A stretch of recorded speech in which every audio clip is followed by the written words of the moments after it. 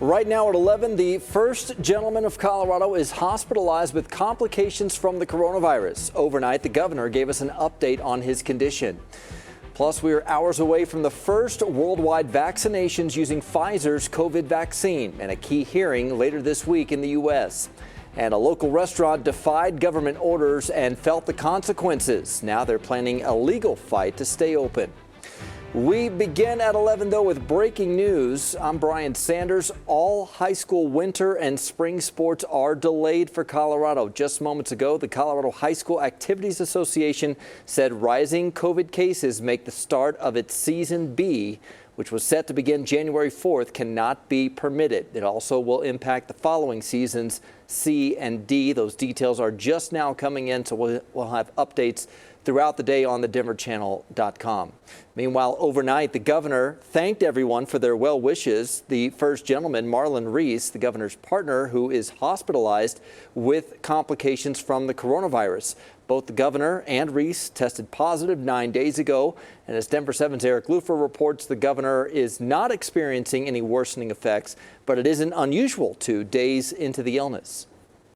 In fact, in an official statement that was sent out just yesterday, the governor hasn't experienced really any additional symptoms or worsening symptoms since the initial diagnosis. Here are the facts. Both the governor and Reese tested positive for coronavirus 9 days ago. We now know Reese started to experience that slightly worsening cough and shortness of breath on day 8. That's when the governor himself drove Reese to an area hospital as a precaution. The governor posted a note on the first gentleman's Facebook page last night saying, in part, quote, reading the kind words and thoughts brings great joy to him as he recuperates. He also wanted to share that he hopes to be well enough to reply in a few days, but for now he wants to thank everyone and let everyone know that he feels the love. Now, day 8 for worsening symptoms may seem late, right? But it's not. It is not uncommon, according to a report from the New York Times, to see worsening symptoms between days 8 and 10, and in some cases between days 10 and 12. I'm Eric Lufer, Denver7.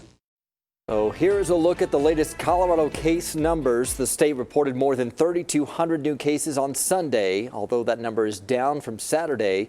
In the last week alone, the U.S. reported more than 1.3 million COVID-19 cases. That's more than any other week on record. Now, states like California are imposing much tighter regulations. Here's ABC's Rena Roy. COVID-19 is ravaging U.S. communities coast to coast. ICU capacities in Southern California critically low, and now more than 33 million people there from L.A. to the Bay Area are under strict new lockdowns, businesses shut down, and retail capacity limited. To shut us down with almost no notice before the holidays, with no funding, no way of surviving it, is cruel. The U.S. averaging a staggering 186,000 new cases a day, hospitals reaching a breaking point. I'm running out of nurses. You can have a huge hospital, but if you don't have the manpower, I cannot save your life. President Trump's personal attorney and former New York City Mayor Rudy Giuliani is the latest in Trump's inner circle to test positive for the virus.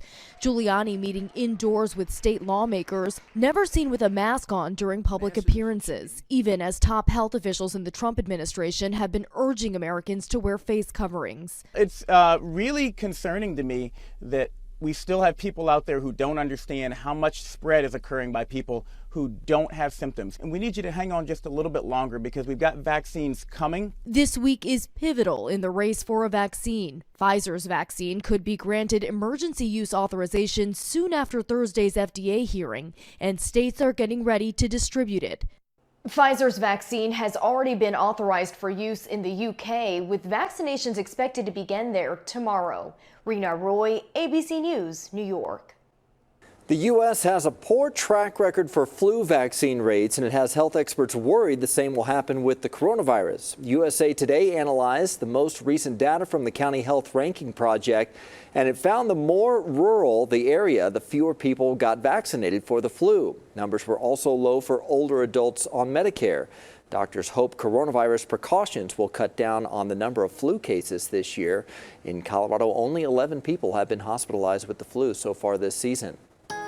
Well, we have a picture-perfect start to our Monday, and temperatures are warming up this afternoon. Here's Katie LaSalle. Hi, Brian. Happy Monday to everyone. It is a beautiful day across Colorado. Temperatures unseasonably warm once again, kind of like what we saw over the weekend. Clear skies, very little cloud coverage expected for the next couple of days, and no inclement weather until the end of the week. Outside, we're already in the low 50s downtown and at the airport. Winds are sustained from the west-southwest at 10 miles per hour. At the park today, calm, cool through noon at 56 degrees. A little bit warmer this afternoon, a high of 60 expected in Denver and 59 out at the airport. Upper 50s, Fort Collins and Greeley, and into the high country 40s. Now we are tracking our next storm system.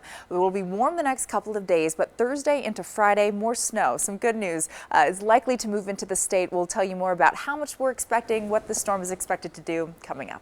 All right, thank you, Katie. New this morning, our state might not recover all the jobs lost during the pandemic until 2023. Researchers at CU say Colorado is on track to lose 148,000 jobs this year. Only 40,000 will bounce back next year. That's less than a third lost. The hospitality industry is expected to recover the most jobs once people feel more comfortable with the vaccine and other safety measures. Well, despite several warnings and a cease and desist order from Boulder County Health, a Lions restaurant and bar is back open today. The Lions Den restaurant and tap house received 3 separate public health order violations, one for failing to enforce the mask order, another for allowing indoor dining, and a third for serving food and drinks at the bar. Well, on Saturday, the Lions Den was raided by the Liquor Enforcement Division. Way overkill for a family business. Way overkill. And you could have come in and talked to us, but you have to come in, kick the door down, and push people out. The Department of Revenue suspended the restaurant's license. The restaurant's supporters are expected to gather to protest tonight at 5. Today, Denver's first sanctioned outdoor camp is open to those experiencing homelessness. This is video of the camp that our crews got from Friday. It will house 30 women and trans women. The safe outdoor space is at First Baptist Church near the Capitol. It will be run by 8 full-time and 2 part-time staffers who will be paid to monitor the site. And then a second safe outdoor space is set to open 1 week from today. It's at the Denver Community Church Uptown campus at 16th and Pearl Street, and it will house up to 40 people.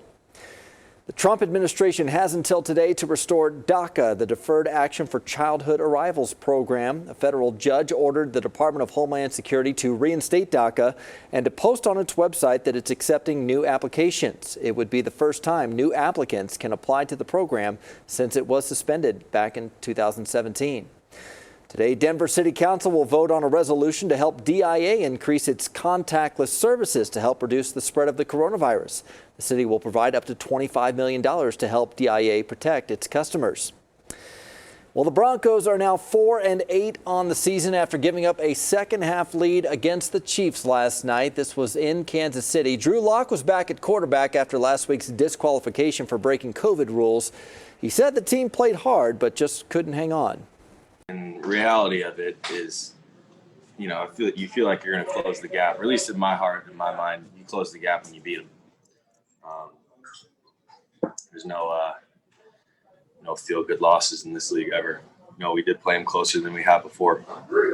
But, I mean, what does that get you? So next up, the Broncos travel to the Carolina Panthers. Kickoff is Sunday at 11. Also, don't forget, Denver7 is your home for Monday Night Football. Tonight, the Buffalo Bills take on the San Francisco 49ers. Coverage will start at 6 o'clock here on Denver7, and a special edition of Denver7 News will air immediately afterwards.